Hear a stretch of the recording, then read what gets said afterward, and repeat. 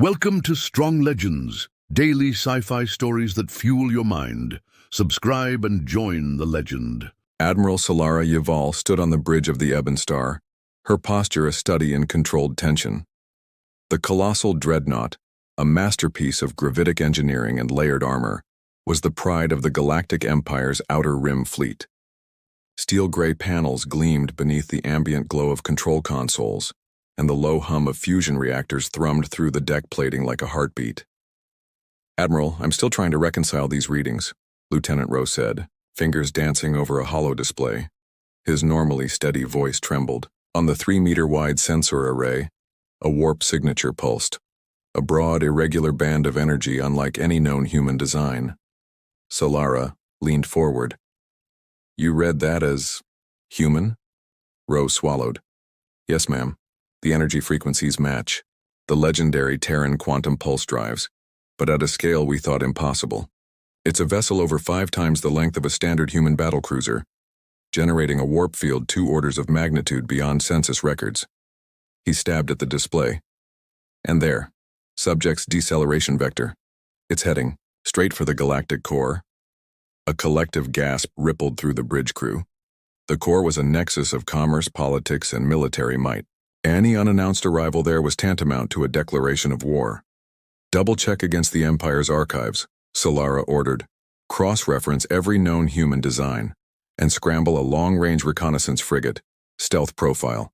I want eyes on target within the hour."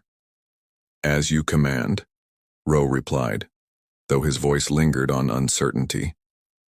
Solara's gaze drifted to the viewport, a canvas of stars streaking past as they maintained course to intercept. In the far distance, a pale blue orb, Tyria 4, marked the frontier of Imperial territory. Beyond it lay the uncharted expanse of human-influenced space, the legendary old worlds that the Empire had all but forgotten. Admiral, Solara's executive officer, Commander Hask, spoke from her station at the comm console. "High Command just transmitted.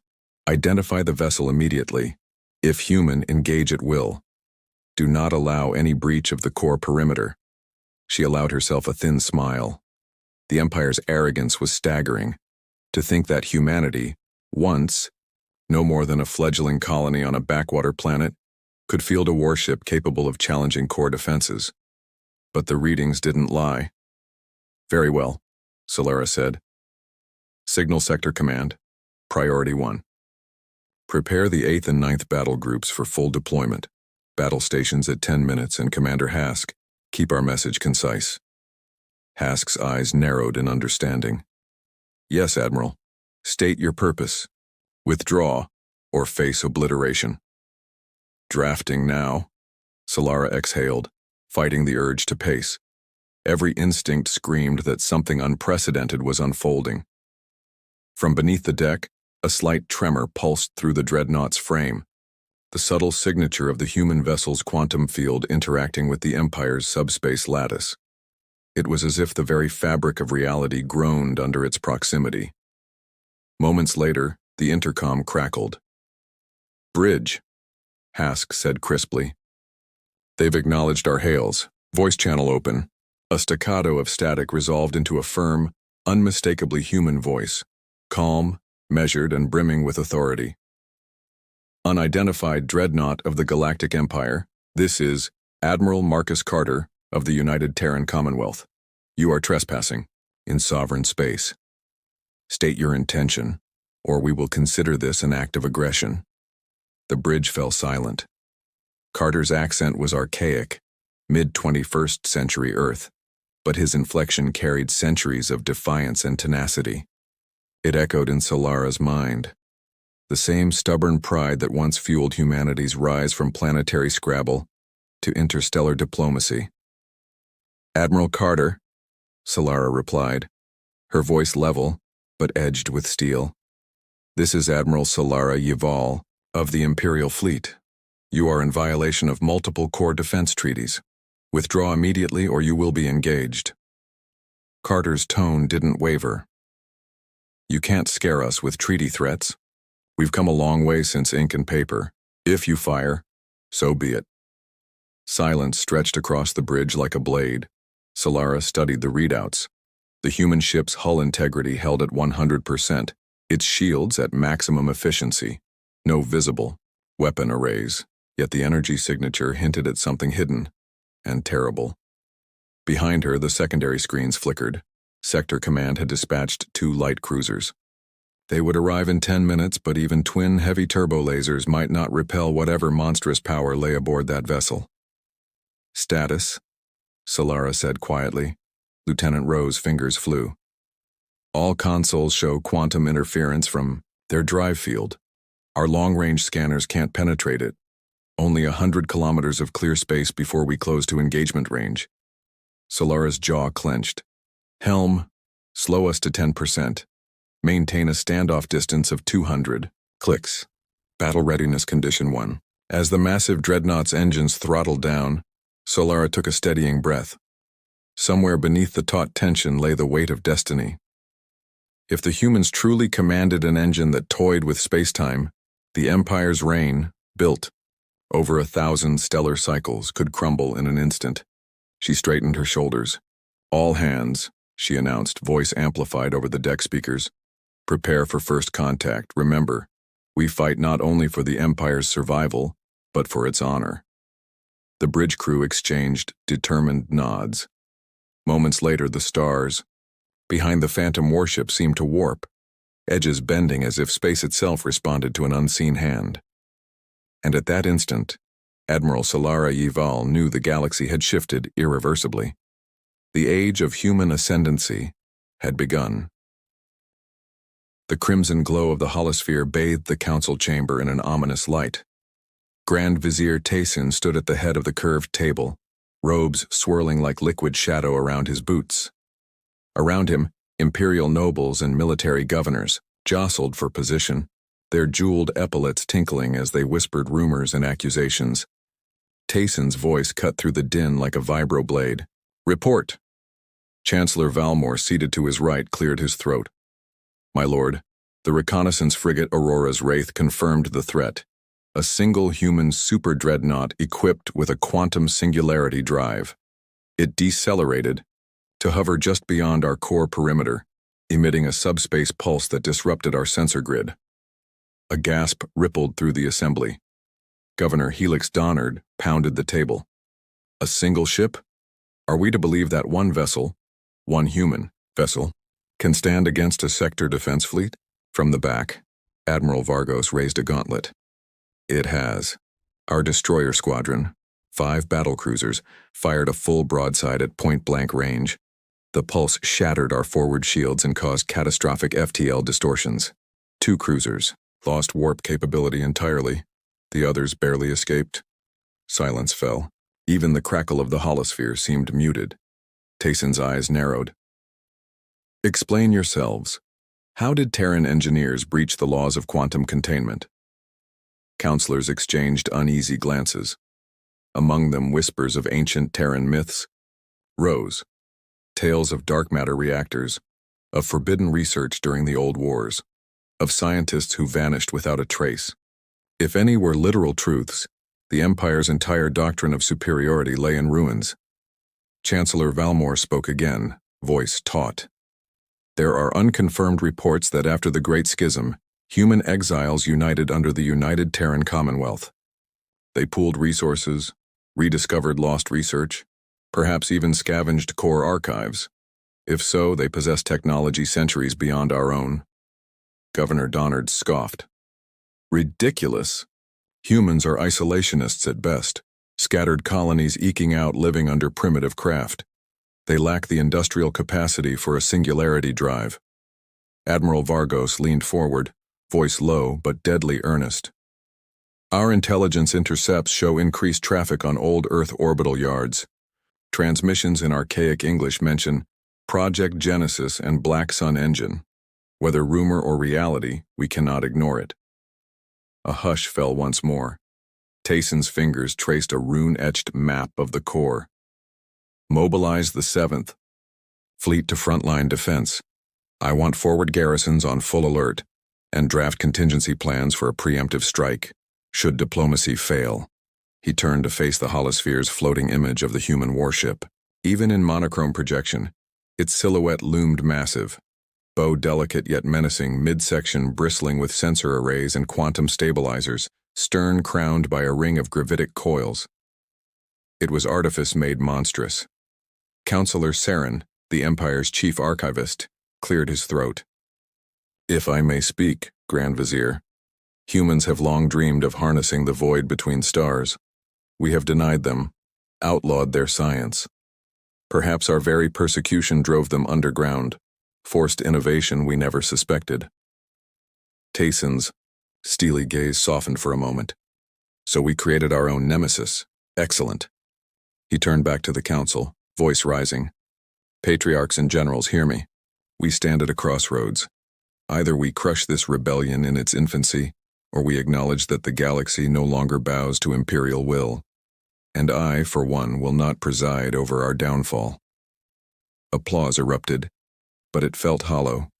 The Empire's unity, forged over millennia, trembled on a knife's edge. As governors and admirals departed to execute their orders, Tayson lingered, hand on the arm of his gilded chair. Outside, the Corps' bright stars winked indifferently. For all their power, the Empire's greatest strength, its fearlessness, had turned inward. Panic, once a foreign emotion in these halls, now pulsed like a heartbeat. And amid the turmoil, a single thought haunted every mind. What if humanity's rise was only just beginning? The Ebon Star shuddered under the impact, a guttural howl vibrating through her reinforced hull plating. Admiral Solara Yaval's boots thudded against the deck as she skidded toward the tactical console. Warning sirens blared in a harsh crescendo, and red hollow markers danced across the viewscreen, mapping fractures in the ship's energy shield. "Report!" Solara's voice cut through the chaos. Lieutenant Rowe's face was pale beneath the bluish glow of his station. "Ma'am, that was their subspace pulse. It wasn't kinetic or plasma, it's a quantum phase disruptor. It overloaded our shield matrix in milliseconds. We've suffered hull breaches in sections 4 through 9, including the aft sensor array." Commander Hask swiveled in her chair. "Life support's maintaining emergency seal protocols, but we've already lost 2 auxiliary corridors. Crew casualties are mounting." A tremor rattled the flooring again. Sparks showered from an overhead conduit as the Ebon Star listed slightly to port. On the viewscreen, the human dreadnought hung serenely, its hull unmarred, its bridge lights pulsing like a heartbeat. No visible turrets, no missile bays, yet it radiated menace. Solara steadied herself on the console edge. "Helm, maintain station. No return fire until they speak again. Weapons, power down to standby. We need every joule for shields and repairs. Open a direct comm channel." "Channel open, Admiral," Hask replied, voice tight. Static crackled, then a calm, confident baritone filled the bridge. "Imperial Dreadnought Ebon Star. This is Admiral Marcus Carter of the United Terran Commonwealth. You have violated core treaty space and attacked my vessel without warning. Cease all hostile actions or I will demonstrate what comes next." Solara's throat went dry. She studied Carter's ship. The bow bore an intricate ring of gravitic coils throbbing with contained energy. The mid-hull shimmered in and out of phase, as though reality itself bent around it. Behind Carter's voice lay centuries of human defiance, of humanity's ascension from planetary squabbles to interstellar warfare. "Admiral Carter," Solara replied, forcing steel into her tone. "The Empire does not take kindly to trespassers firing on its ships. Withdraw now, or I will be forced to respond with lethal force." Carter's laughter was soft but laced, with warning. "You'd kill me? All right, Admiral, engage then, but know that every shot you fire at us will come back tenfold." Before Solara could respond, the deck shook again, this time more violently. Down the corridor, alarms blared. As bulkheads sealed, reports flooded in. Entire weapons platforms knocked offline, fusion conduits destabilizing. "Status of forward batteries?" Solara demanded. Lieutenant Rowe's fingers flew. "We're at 20% capacity. Any further discharge will risk a reactor breach." Her jaw clenched. To fight back meant certain suicide. To surrender meant handing the galaxy's greatest prize, the galactic core, to a band of exiled humans. In the silence that followed, Solara made her choice. All stations, initiate controlled retreat to 200 clicks. Divert all remaining power to structural integrity fields. And mark my words, Admiral Carter, the Empire never forgets an insult. As the Aban star reversed its drift, the human ship's pulse field receded like a tide, and Carter's voice faded into the static. The dreadnought glowed one final time before dropping out of warp, and Solara realized with cold clarity that this was no mere skirmish. It was the opening salvo of a war that would reshape the galaxy, and humanity had already seized the first advantage. Deep within the bowels of the United Terran Commonwealth Super Dreadnought Resolute, a cadre of engineers and physicists choreographed the flow of reality itself. In the quantum engineering chamber, banks of dark matter containment fields pulsed in rhythmic harmony, while ornate conduits of phase-stabilized titanium guided streams of exotic particles into the ship's singularity reactor.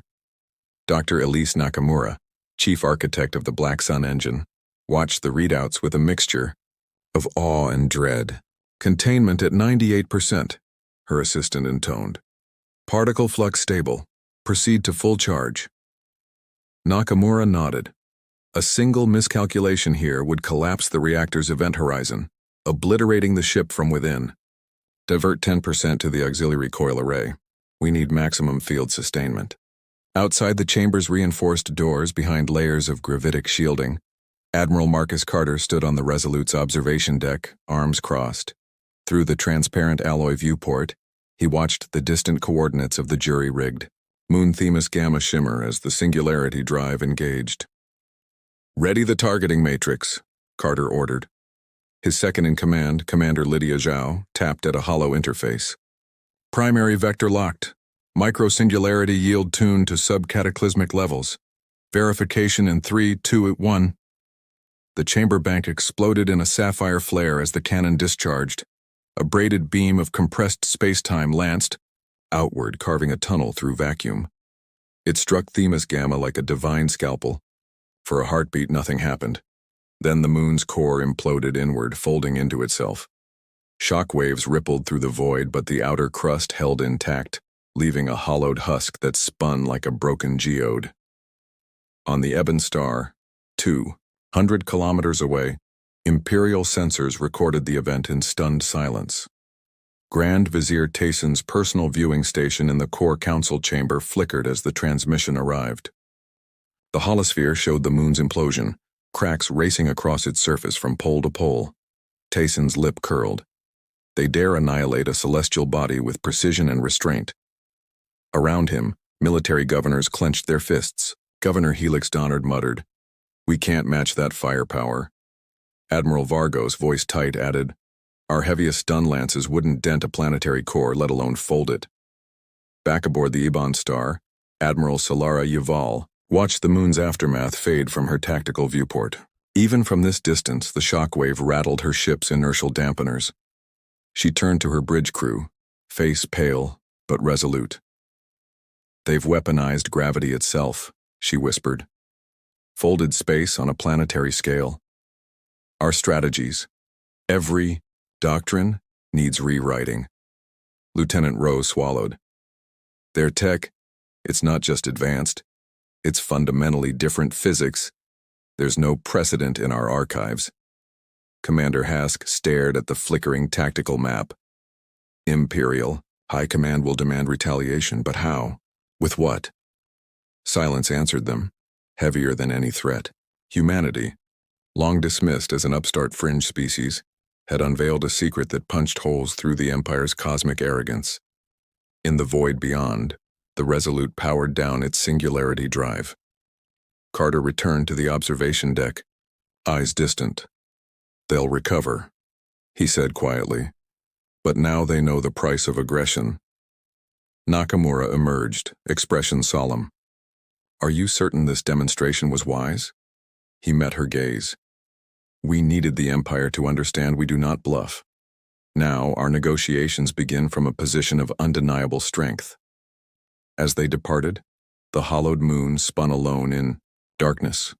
a mute testament to humanity's ascendancy, and the harbinger of an age when the very fabric of space could be wielded as a weapon. The galaxy would never be the same. The council chamber on Corin Prime thrummed with muted urgency. Hollow screens displayed the scarred silhouette of Themis Gamma, now a hollow husk drifting in the void, human power on full display. Grand Vizier Tayson, flanked by Chancellor Valmore, and Admiral Vargos presided over the emergency summit, faces drawn and voices low. Human terms, Tayson began, voice cold. They demand recognition of their sovereign zone, 50 light-years of free passage around Old Earth, and joint oversight of any core Commonwealth border disputes. His gloved hand hovered over a datapad. Is this acceptable? Silence. Even the most hardened governors bristled at ceding territory, yet the memory of Themis Gamma's implosion weighed heavy. Governor Helix Donnard finally spoke, voice strained. They've shown us what they can do. Any resistance outside their zone risks planetary annihilation. We must negotiate. Admiral Vargos leaned forward. We fight only if compelled. Better to preserve the Empire's fleet and lives than cling to hollow pride. Tayson nodded, eyes steely. So be it. Draft the treaty. The United Terran Commonwealth gains official recognition. We grant scientific exchange under strict oversight. In return, they withdraw their dreadnoughts to the neutral zone. On the battered deck of the Ebon Star, Admiral Solara Yaval stood before her weary crew. Hull plating had been reforged, shield coils rewired, and the dreadnought, once a symbol of unchallenged might, bore every scar of its clash with humanity. Today, Solara addressed her officers, we step into a new era. We'll escort the human fleet to the agreed boundary, then resume patrols under the new joint protocols. She paused, voice softening. I know many of you see this as capitulation, but it isn't weakness, it's wisdom. The galaxy has changed. We adapt, or we become relics. Her words drew quiet nods. Among them, Lieutenant Rowe regarded the viewport, where distant warships glimmered like scattered seeds of an uncertain future. Weeks later, on the mist-shrouded terraces of New Nova City, Admiral Carter and Grand Vizier Tayson met in person. The skyline of gleaming spires and floating gardens framed their gathering, an oasis of calm in a galaxy on the brink. Carter extended a hand. Grand Vizier Tayson, it's a beginning. Tayson clasped it firmly. A new chapter, forged not in conquest but in caution and respect. They signed the Treaty of Corin Prime beneath crystalline arches. Banners of the Empire and the Commonwealth fluttered side by side, a visual testament to fragile peace. Months passed. Joint research stations charted unknown star systems. Imperial and Terran scientists worked side by side on quantum gravitic arrays. And for the first time since the old wars, knowledge flowed freely. Trade convoys pulse-jumped through the neutral zone, carrying foods, art, music, cultural ambassadorship, in place of diplomatic envoys. Yet as peace settled, a new question lingered among both peoples. If humanity could master the fabric of space, what other mysteries remained? In a quiet corridor aboard the Resolute, Dr. Elise Nakamura pondered the next horizon. The Black Sun engine lay dormant in its cradle, awaiting further study. She tapped her comlink. Admiral Carter, I'm ready to discuss Project Horizon, the wormhole array blueprint. Carter's voice crackled with anticipation. Meet me on the observation deck. He gazed out at the tapestry of stars, some newly charted, others long familiar. Humanity's reach has only begun, he murmured. Nakamura joined him, eyes shining. And the Empire stands with us, not against. Below, the neutral zone stretched vast and unclaimed, a testament to what fear and respect had forged. The galaxy watched and waited for the next leap.